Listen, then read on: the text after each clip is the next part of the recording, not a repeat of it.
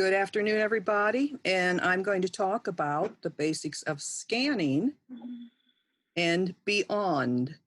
And I threw the beyond in there because when you're scanning, there are a number of things that intersect with scanning. So let's begin. We're going to talk about scanning and resolution, DPI and PPI, pixels, file format, GIF, GIF, PNG, JPEG, TIFF, RGB, and CMYK. So, in the beginning, we have little scanners. These are portable scanners, and they are handy if you are going someplace and you want to scan something out of a journal. The problem with a lot of these scanners is that they are low resolution. And for your archival copies, you want a high resolution. These also require a steady hand. Then there are big scanners that you probably don't want in your house, bigger scanners, but most of the scanners that you are probably going to be dealing with are the flatbeds. And if you are in the process of purchasing one, or if you already have one, there are certain things that you need to look at before you buy one. A lot of it depends on what your needs are. But there are some things you need to be aware of when you're looking for one. This is an example of a document feeder. This is a combo document feeder and flatbed. And then this is another flatbed, only this one has attachments for negatives and slides.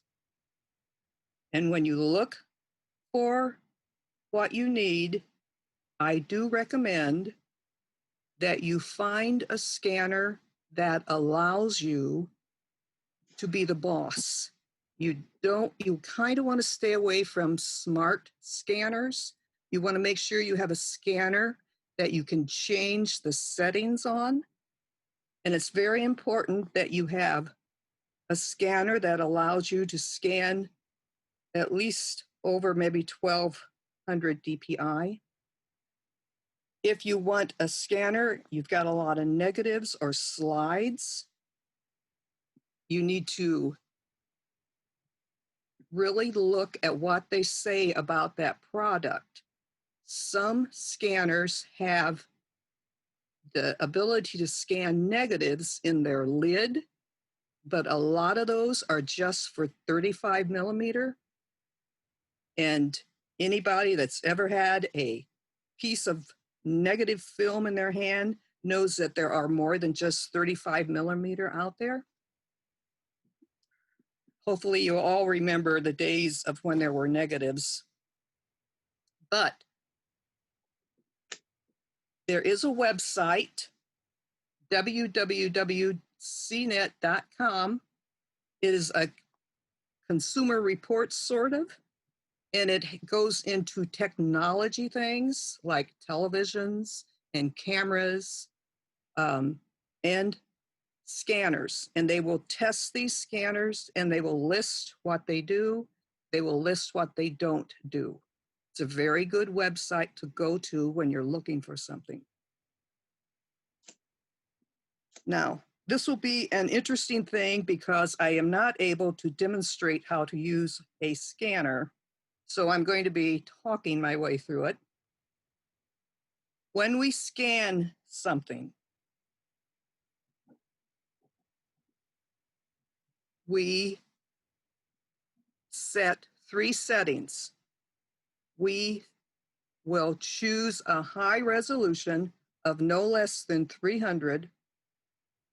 We will set it at the color setting,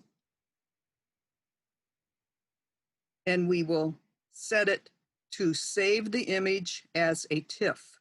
Those are our 3 have-to settings that we use. As far as the resolution goes, and I'll talk about that some more later, 300 is the minimum. A lot of times we will set things higher than 300. It depends on what you're going to do with that image. This example here that you see is an example of an image that was scanned with the color setting, the black and white setting, and a grayscale. And you see all the variety of different fingerprints that we have. The black and white seems to be the worst. And I will make a comment about the black and white. Stay away from the black and white setting on a scanner if at all possible, and especially if you're going to do something with the images afterward, because some paint shop programs do not like the black and white setting. So always try to stay with the color setting. It increases the enhancement and increases the depth of that image when you're scanning it. When you scan these photographs, try not to touch them around the edges. You put them face down on your scanner, and then hopefully, and if you get a scanner, make sure that it's got a preview button. You press the preview, it shows you what you're scanning, and then you select the area you want scanned. That's the select button or the marquee. And when you do that, you drag the marquee down to select that image. And you should see what I call the moving ants that go, it's like a little square, and it goes around the image. For archival purposes, we always like to leave a little bit of an edge. We don't like to scan up next to the end of the image, because if there is any writing, you don't want to crop it off. So and that's how you scan something. So then you just scan it and it saves it as a TIFF. So some of the other problems that you're going to run into are the silver problems. And I'm going to show you something else here. This is an example of the same image that I fixed. So I did take this into a Photoshop program and tried to get rid of some of the fingerprints.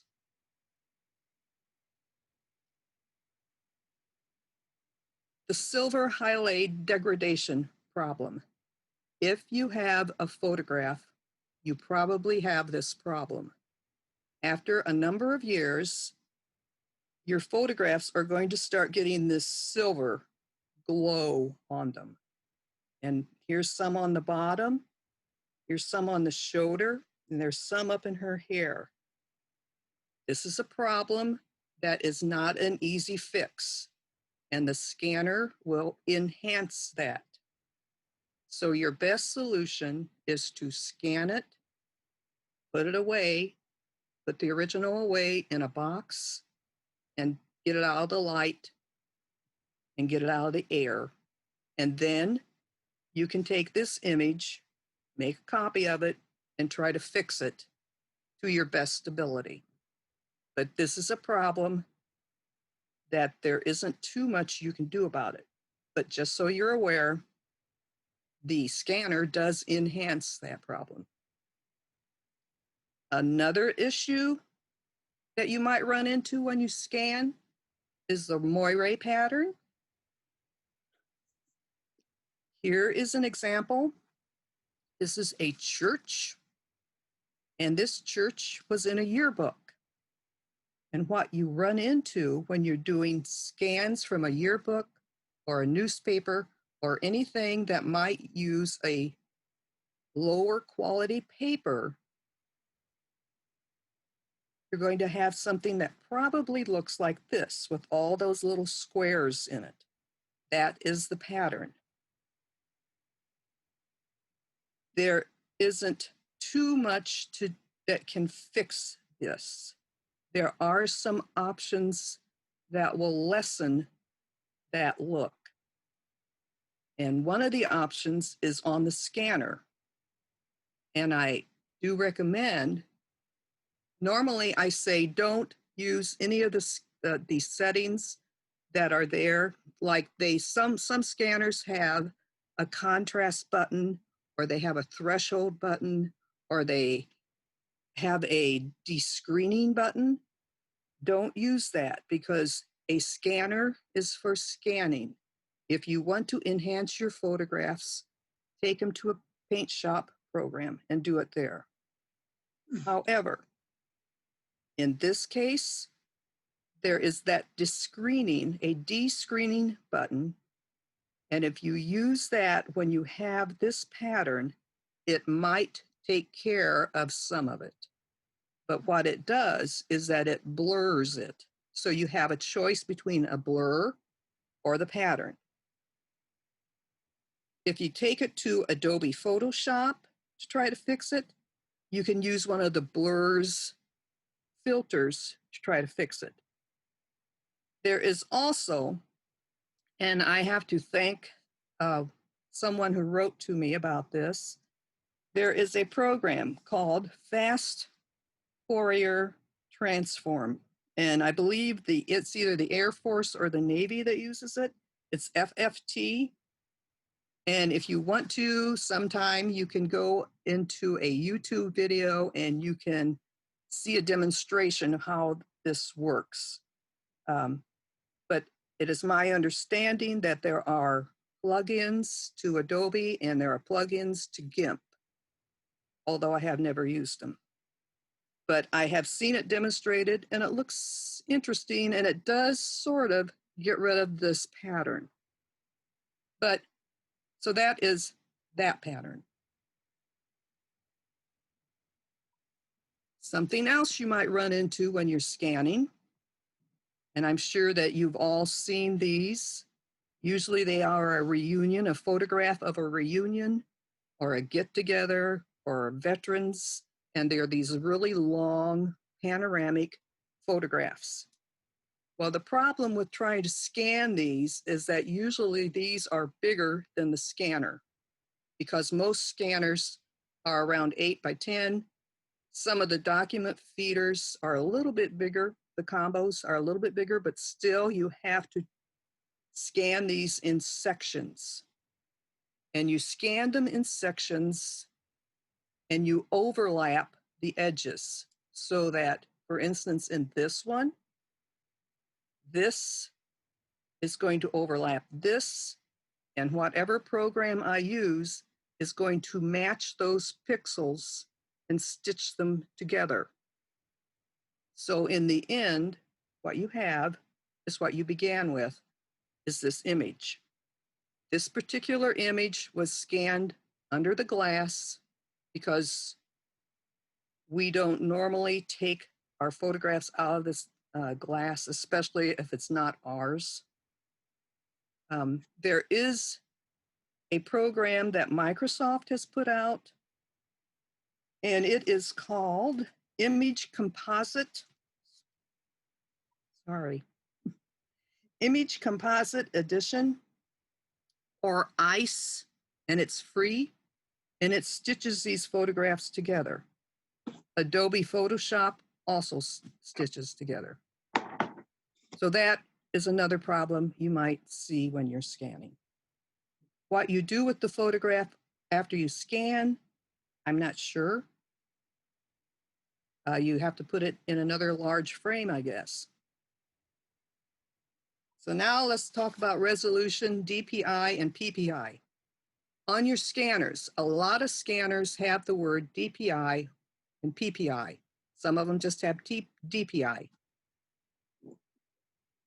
DPI is dot per inch, and that actually has to do with the ink that is going to be squirted out of the printer onto the paper.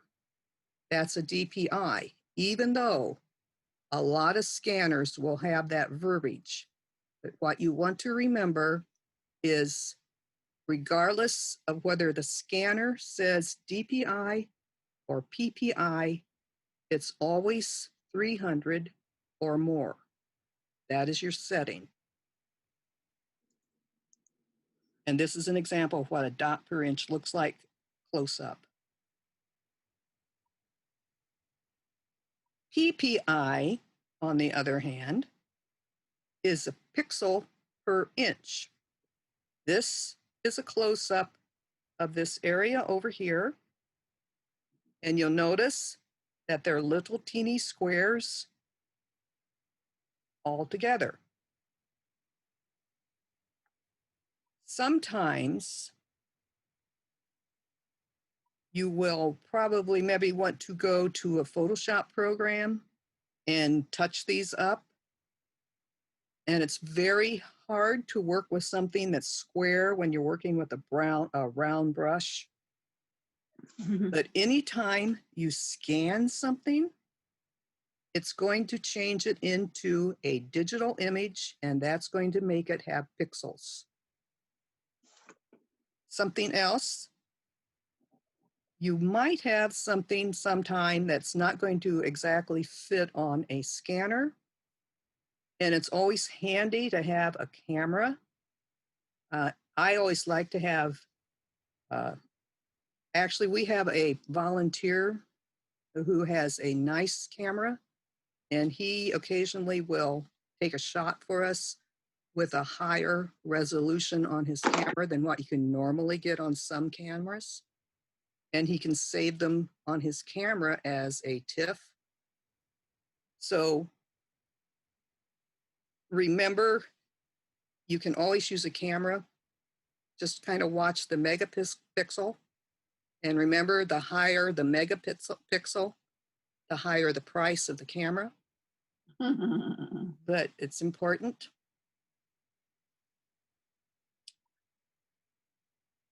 File format. I'm going to talk a little bit about file format, and these are something that you will have cross your path when you're doing scanning, because you're going to have to save those images that you're scanning as hopefully a TIFF. But everything that's on your computer, any software program that you have on your computer has a file extension. For instance, Microsoft Word is a doc. Text files are a TXT. If you have Photoshop, Adobe Photoshop, it's a PSP. And some of these can be used in other software, and some of them cannot. If you save an image, for instance, as a PSP, you need to have, someone has to have Adobe Photoshop or Adobe Illustrator to open that up, which is why we use TIFFs. TIFFs are generic. You can open them up on any computer. But let's talk about this right here, PDF, Portable Document Format. It's sort of new. When these things came around, it wasn't there to begin with. It's basically to share folders from one platform to another. And you should be able to open up a PDF document that was created in Mac, and you should be able to open up in Windows. Remember, a PDF is not to be used to archive your image, and some scanners default to PDF. So you need to take that default off. If you are making a family history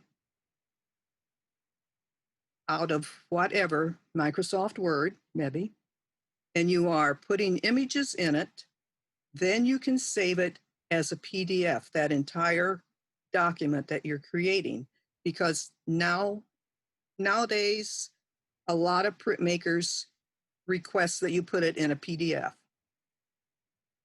But remember, and some of these little things that I'm saying, remember, is because this has happened to me and we've had to troubleshoot to figure out how to fix it. Mac and Windows do not necessarily get along with each other, even when you have a PDF document. If you have created a PDF document in Mac and you have images that you have spent a lot of time working on and you've put them in your document and you save it in Mac, you need to make sure that you have inserted the images, not copy and pasted. If you copy and paste and you send it to somebody who has a Windows format, when they open it up, they will not see those images. So in the very beginning, when you're creating something in Mac, make sure you insert, not copy paste. Something else to remember, no matter how fancy and cute some fonts are, try to keep them simple. Use fonts that are normal average fonts, Times Roman, Arial, Tahoma, some that have been around for a long time. Because once again, Mac and Windows don't like each other all the time.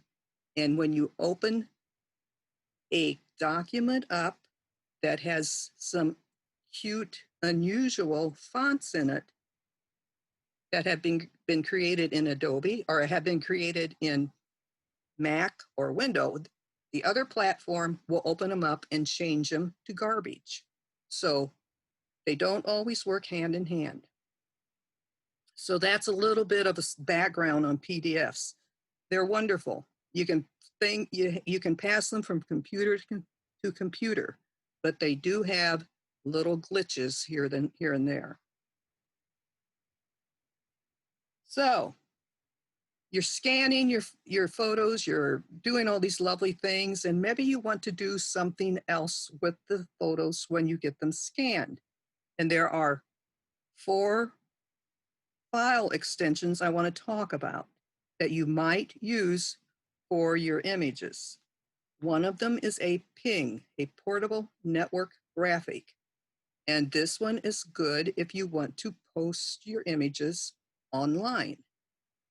What I like about a PNG is that it holds the transparency of whatever it is you've done. And this is what I mean when I say transparency. Here's an image, and once you change this word here that says PNG, that has been saved as a JPEG. And it is now, even though it's a text, it is now an image. And it is a JPEG and it has this white background. But if I had saved it as a PNG, it doesn't have a background that you can see. And that's a trick you can do to some of your images, and you could put that online and it would still be like that. It's a nice little thing to use. GIF or GIF, depending on which side you're on. The man who created the GIF pronounces it like the peanut butter. I'm not sure why, since graphics has a hard G on it, but so we have a GIF. It is also something that can be used online. It has less colors available than a JPEG, but what it does that is neat is it is something you can use to animate. Now let's see if this works. Okay, my animation is not going to work. What this was going to show you is, if it was working, is that these two pieces are going to slide together and become one image, and that is a GIF, but it doesn't seem to be working in the Zoom. And what I also want to tell you, when you scan an image that is separated or torn, you want to take all of the pieces that you have, put them on the scanner face down, and get them as close together as you can with just a little piece between them, and scan them as one scan. And then you want to take that one scan into a Photoshop program and then put it together. If you scan the pieces separately, they will distort and they won't come together like you want them. So that's something to remember when you have photographs that have been torn. And I wish this worked, because then you could see how I spent 8 hours one day making an 8-second animated thing. JPEGs. Joint Photographic Expert Group. This is what you will use mainly if you're going to put things online, if you're going to put things in Facebook, in Instagram, if you're going to send them through the electronic mail. This is what you want to use to do that. You do not save your images as JPEGs, though, because they are a compressed file. Every time you save a JPEG, it takes a little bit of that file out of there. And a lot of times you can't see it with your naked eye, but it is taking some of it away. This is a JPEG. This is a close-up of the same JPEG. And if you look closely, you'll see all these wiggly, squiggly lines. Those are JPEG artifacts. You don't want those in your archival copy.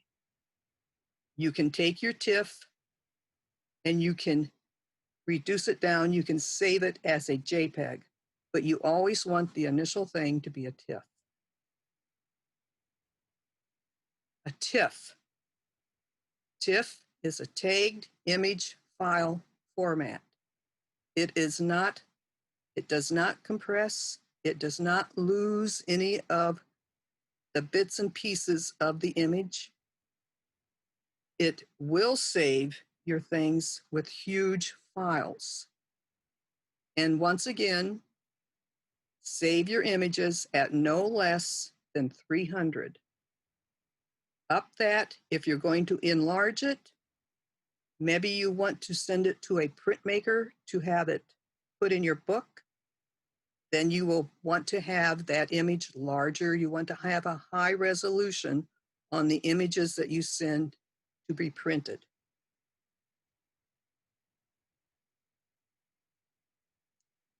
One of these is a TIFF, and one of them is a JPEG. And it's really kind of hard, just looking at this, to see the difference. But you'll notice there's a little bit of a change in one of the colors. And if we look close up, you'll notice around her mouth and her nose, you're starting to see little halo effects and a little bit of squiggly stuff going on. I took my TIFF and I saved it 6 times, and in that 6 times, it changed into this. So that's not very long before you start losing parts of the image. So, TIFF. So we're scanning along, and we're going to talk about naming conventions. And this is a list of a collection that we're working on, and the name of it is the person who gave the collection to us, and each image has a number on it. And when you name your images, when you scan them, you need to keep the name small. You need to have not very many characters when you name something. There is a little trick with naming conventions and folders. If you have too many characters and you try to open up an image, sometimes you won't be able to get into the image because you have too many characters.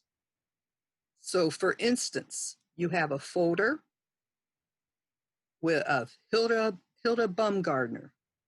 Inside of that folder, you have some subfolders of Hilda Bumgardner's grandchildren, Matilda and Hank. And inside of each one of those subfolders, you have the images which you put the names on of Hilda, Hank, and Matilda Bumgardner. And each one gets longer and longer. And when the computer tries to find the path to that image, it starts at the folder, down through the subfolder, and then to the images. And that's sometimes where you get too long of a name in your naming convention.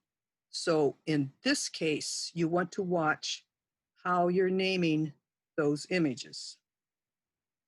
But what about all that valuable information? I don't know what's going on in these images just by looking at them. And that is because you need to set up some kind of a metadata. We use Excel. Not everybody has Excel, but you need to have something that can give you a spreadsheet like this. And all of the images, you have the name of that image, you have what they are, you have the size, the dimension, and then you have details of what is on the image. And this is one way to keep track of what the images are that you're scanning. Some other things you can do in naming conventions. Here, this is File Explorer here, and I clicked on the two girls, number 2.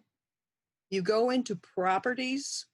You can do this in Windows. I am assuming that Mac has something similar.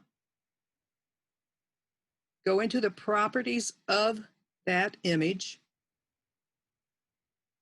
and you get this. You get a number of tabs up here, and you want to go into the details. In the description part of the details, you can put the title, the subject, you can put tags, you can put comments. This part does not have a character limit on it. So when you put everything that you want in there, you can then apply it and then say, okay. Here's an example. I made up some things. I put Manfred and Nancy and guitar. Then you can if you do a search on your computer, whatever you put in there will find that image for you in the computer. And if you take your cursor and you hover over that, a button will pop up that has that information that you put in there. Duck and 2, I put those in there. Right here on the path is an example of a long name. And that is the thing that will lock your images up if it gets too long. But this is an example of how you can actually put things by using the properties box that comes with the image. If you use a Photoshop program like Elements, there is a section called File Info, and you can put information in there. I think probably GIMP, if you ever use GIMP, also has that. So that's just a little bit on naming conventions. Keep them simple, as simple as you can. Now, RGB CMYK. Why am I talking about this? Well, because you work very hard scanning your photographs, and maybe some of those photographs you then want to print out, or you might want to make into something, some kind of a collage or something.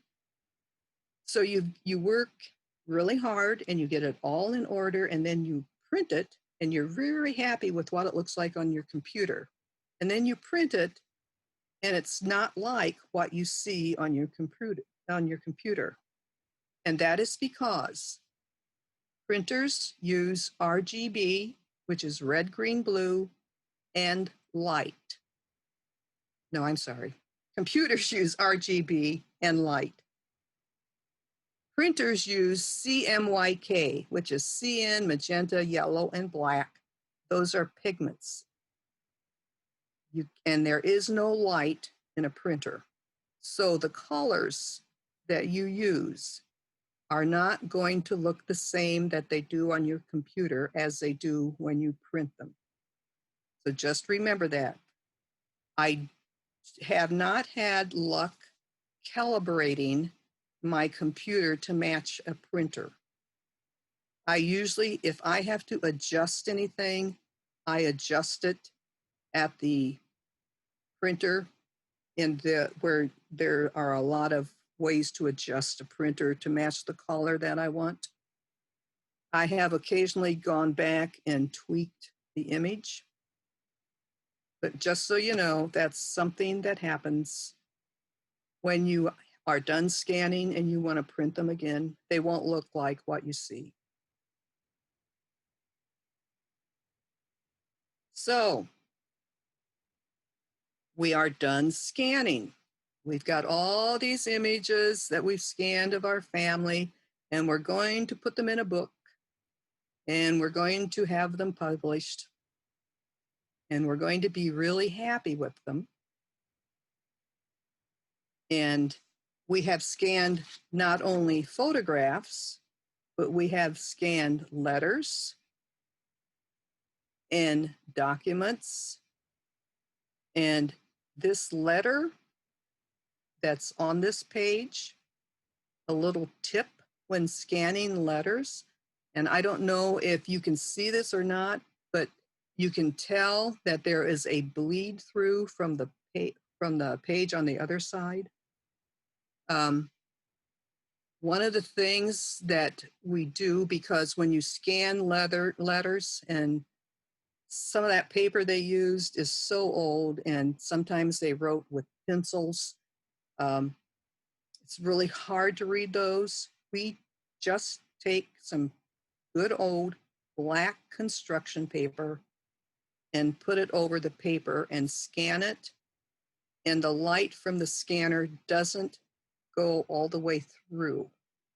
And you can get a pretty good scan if you use that construction paper. Some people have used blue too. But we scan everything. We scan the envelopes, the back and front. We scan mementos. We scan Bible pages. And what do you do after you scan all that stuff? You back it up. Back it up. Back it up. You back it up. You put it on more than one thing. And I have to tell you, Watch out for the CDs and the DVDs because they are gone. They are on their way out if they're not already out. So hopefully, if you had anything backed up on a CD or a DVD, you've got it off of there and you've put it on something else. Always make sure that you're keeping in touch of what technology is doing.